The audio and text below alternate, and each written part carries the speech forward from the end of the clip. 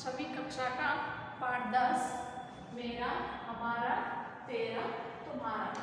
इस पाठ का आधा भाग हम इससे पहले अवधि में अभ्यास किए हैं।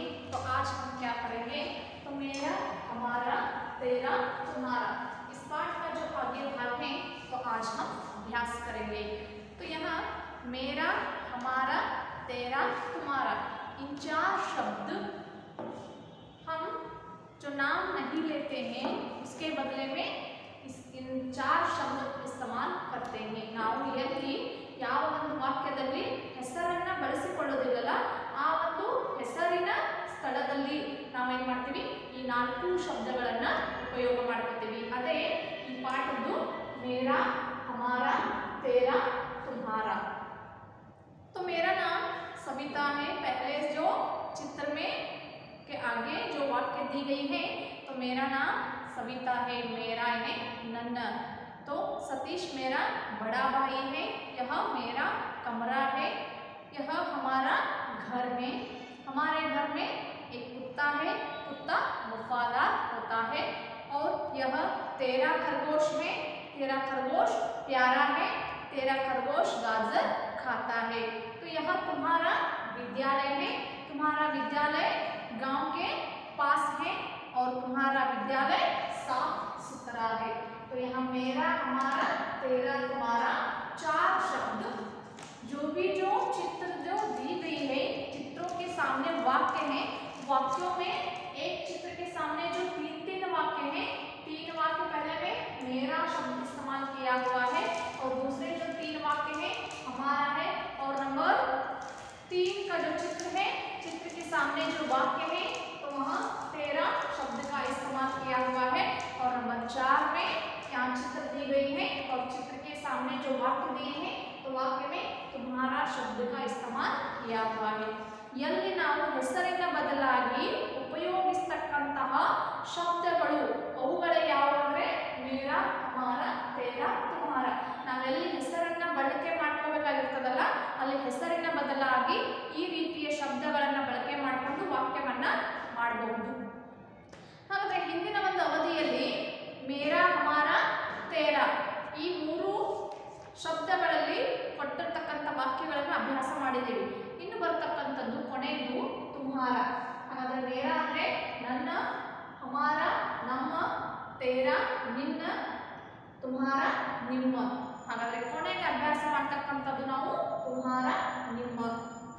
तो यह तुम्हारा विद्यालय है, तुम्हारा विद्यालय गांव के पास है, तो तुम्हारा विद्यालय साफ सुथरा है।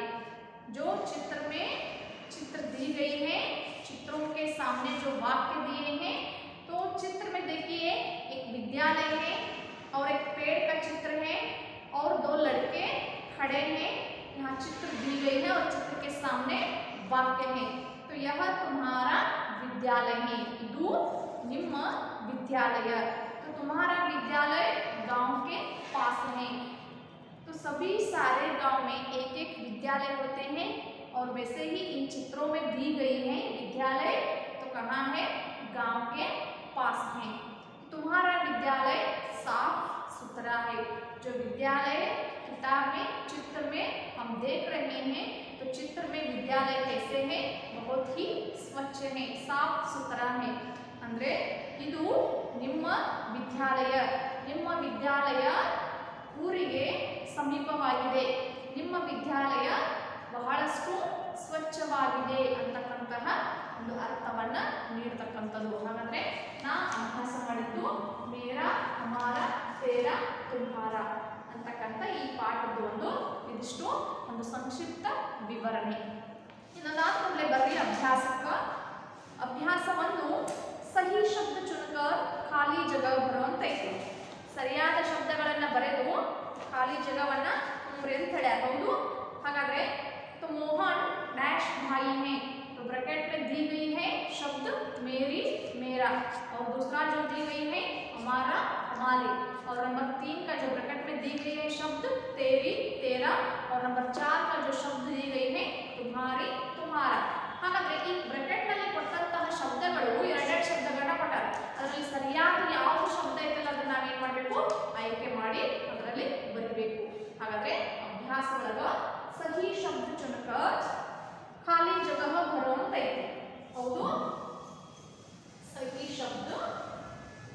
चुनकर यहाँ इस पाठ में जो अभ्यास दी गई है, अभ्यास में जो पहला प्रश्न है, अभ्यास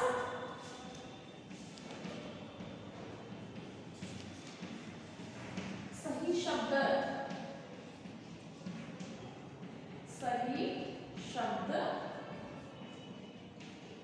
चुनकर लिखो. ಸರಿಯಾದ ಶಬ್ದವನ್ನು ಆರಿಸಿ ಬರೆಯಿರಿ ಅಂತ ಇದೆ. ಅದರ ಮೊದಲನೇದು ಮೋಹನ್ ಮೇರಾ ಭಾಯಿ ಹೈ. ಮೊದಲನೇದು ಮೋಹನ್ ಮೇರಾ ಭಾಯಿ ಹೈ. ಇದು ಸರಿಯಾದ ಶಬ್ದ ಮೇರಾ ಅಂತಕ್ಕಂಥದ್ದನ್ನ ಬರೀಬೇಕು. ಎರಡನೇದು डैश घर बड़ा है. हमारा घर बड़ा है. दूसरे जो वाक्य है हमारा घर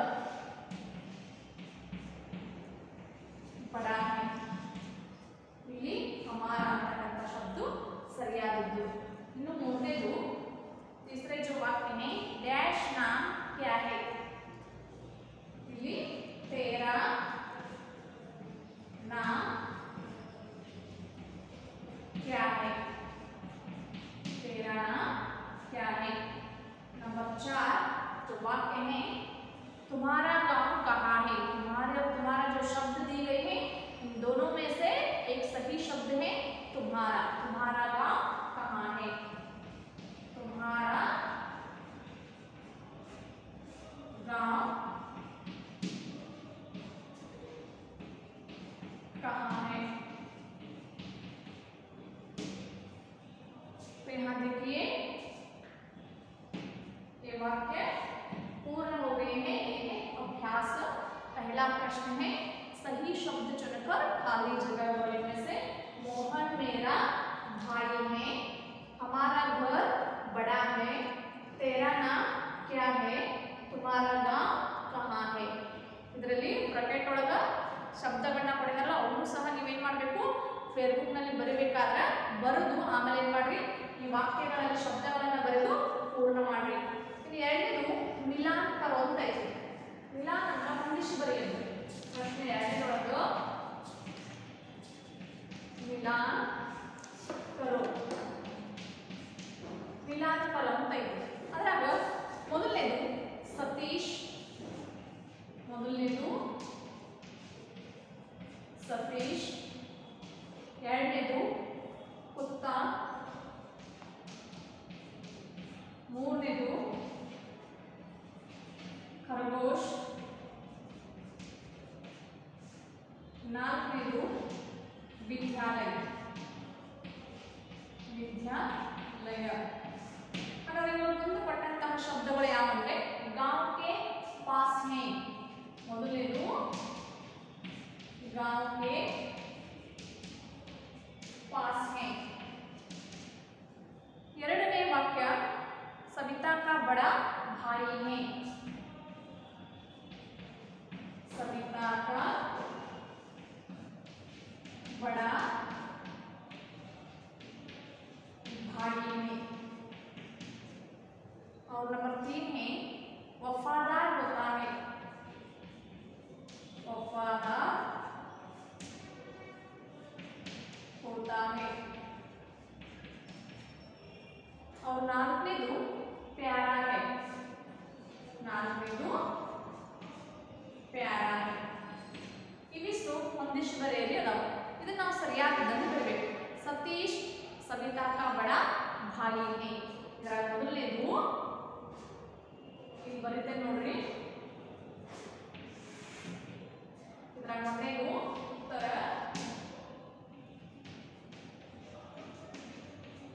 सविता का बड़ा भाई है. ಇದು ಒಂದನೇ ಉತ್ತರ. ಇಲ್ಲಿ ಸತೀಶ್ सविता का बड़ा भाई है. ಇದನ್ನಿಲ್ಲಿ ಜೋಡಿಸ್ರಿ. ಎರಡನೇದು ಕುತ್ತ वफादार होता है. ಎರಡನೇದು ಸರಿಯಾದ ಉತ್ತರ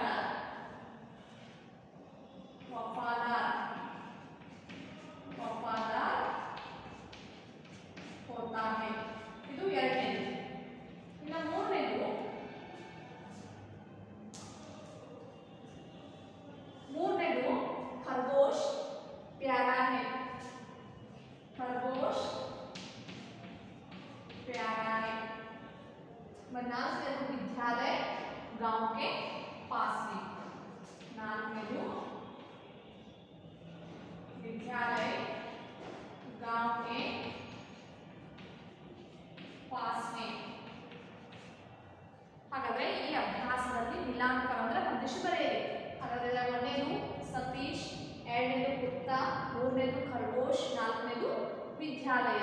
ಹಾಗಾದ್ರೆ ಸತೀಶ್ ಪುಸ್ತಕ ಒಳಗ ಹೆಸರು ಇದೈತಿ, ಅದನ್ನ ನೋಡ್ರಿ. ಸತೀಶ್ ಯಾರ ದೊಡ್ಡಣ್ಣ? ಸವಿತಾನ ದೊಡ್ಡಣ್ಣ. ಹಾಗಾದ್ರೆ ಸತೀಶ್ ಸವಿತಾ का बड़ा भाई है. ಕುತ್ತ ಅಂದ್ರೆ ನಾಯಿ, ಅದು ವಫಾದಾರ್ ಹೋತಾ है, ಕಾವಲುಗಾರ. ಕುತ್ತ ವಫಾದಾರ್ ಹೋತಾ है, ಇದು ಸರಿಯಾದದ್ದು. ಇನ್ನು ಮೂರನೇದು ಖರಗೋಶ್ ಅಂದ್ರೆ ಮೊಲ. ಖರಗೋಶ್ ಪ್ಯಾರಾ है, ಖರಗೋಶ ಬಹಳಷ್ಟು ಪ್ರೀತಿಯುಳ್ಳದ ಪ್ರಾಣಿ. ಹಾಗಾಗಿ ಮೂರನೇದು ಖರಗೋಶ್ ಪ್ಯಾರಾ है ಬರಬೇಕು. ನಾಲ್ಕನೇದು ವಿದ್ಯಾಲಯ गांव के पास है. ಹಾಗಾದ್ರೆ ಇವಿಷ್ಟು ನಾಲ್ಕು ಹೊಂದಿಸಿ ಬರೆಯಿರಿ. ಅಂದ್ರೆ ವಿಧಾನಕರ ಇವುಗಳನ್ನ ಮೊದಲು ಗೆರೆಯಿಂದ ಜೋಡಿಸಬೇಕು. ತದನಂತರ ಏನ್ ಮಾಡಬೇಕು? ಸರಿಯಾದದನ್ನ ಮುಂದೆ ಪುಸ್ತಕ ಒಳಗೆ ಪಡೆದ ಖಾಲಿ ಜಾಗ ಅಲ್ಲಿ ಪೂರ್ಣ ಮಾಡ್ರಿ. ಆಮೇಲೆ ನೋಟ್ಬುಕ್ ಒಳಗೆ ಬರಿಬೇಕಾದ್ರೆ ಏನ್ ಮಾಡ್ರಿ? ಅವುಗಳ ಮುಂದೆನೆ ಬರೀರಿ, ಇಲ್ಲ ಯಾಕಂದ್ರೆ ಪುಸ್ತಕ ಒಳಗೆ ಯಾವ ರೀತಿ ಐತಲ್ಲ ಆ ರೀತಿ ಬರೀರಿ. ಇಲ್ಲಿ ಒಂದೇದು ಸತೀಶ್ ಸವಿತಾ का बड़ा भाई है. कुत्ता वफादार होता है. ಮೂರನೇದು ಖರಗೋಶ್ प्यारा है. ಆಮೇಲೆ ವಿದ್ಯಾಲಯ गांव के पास है. ಇದು मिलानकरो. तो अध्यापन संकेत ಒಳಗ बच्चों से मेरा हमारा तेरा तुम्हारा ಶಬ್ದों के प्रयोग करवाइए ಅಂತ ಹೇಳಿದ್ದಾರೆ. ಈ ಶಬ್ದಗಳನ್ನ ಉಪಯೋಗ ಮಾಡಿಸಿ ಅಂತ ಹೇಳ್ಯಾರ. ಹಾಗಾದ್ರೆ ನೀವೇನ್ ಮಾಡ್ಬೇಕು? ಮನೆಯಲ್ಲಿ ಈ ಒಂದು ಪಾಠದ ಆಧಾರದ ಮೇಲೆ ಏನು ವಾಕ್ಯಗಳನ್ನ ಕೊಟ್ಟಿದಾರಲ್ಲ ಆ ವಾಕ್ಯಗಳ ಆಧಾರದ ಮೇಲೆ ನೀವೇನ್ ಮಾಡಬೇಕು? ಈ ಶಬ್ದಗಳು ಬಳಕೆ ಆಗುವಂತಹ ವಾಕ್ಯಗಳನ್ನ ನೀವೇನ್ ಮಾಡಬೇಕು? ಮನೆಯಲ್ಲಿ ಅವುಗಳನ್ನ ನೆನಪು ಮಾಡಿಕೊಂಡು ಅಥವಾ ಹುಡುಕಿಕೊಂಡು ನೀವು ಬರಿಬೇಕು. ಈಗ ಮೇರಾ ಅಂತಕ್ಕಂಥ ಶಬ್ದ ಇದೆ. ಹಾಗಾದ್ರೆ ಇವುಗಳ ಮೇಲೆ ಒಂದು ಉದಾಹರಣೆಯನ್ನ ಬರೀಬೇಕು. ಯಾವ ಉದಾಹರಣೆ? ಈಗ ಮೇರಾ ಅಂತಕ್ಕಂಥದ್ದು ಐತಿ. ಹಾಗಾದ್ರೆ ಮೇರಾ ನಾಮ್ ಸವಿತಾ ಹೇ ಅಂತ ಐತಿ, ಅಲ್ಲಿ ಬದಲಾವಣೆ ಮಾಡ್ಬೋದು. ಮೇರಾ ನಾಮ್ ಸತೀಶ್ ಹೇ, ಮೇರಾ ನಾಮ್ ಸುಹಾಸ್ ಹೇ, ಈ ರೀತಿ ಬದಲಾವಣೆ ಮಾಡ್ಬೋದು.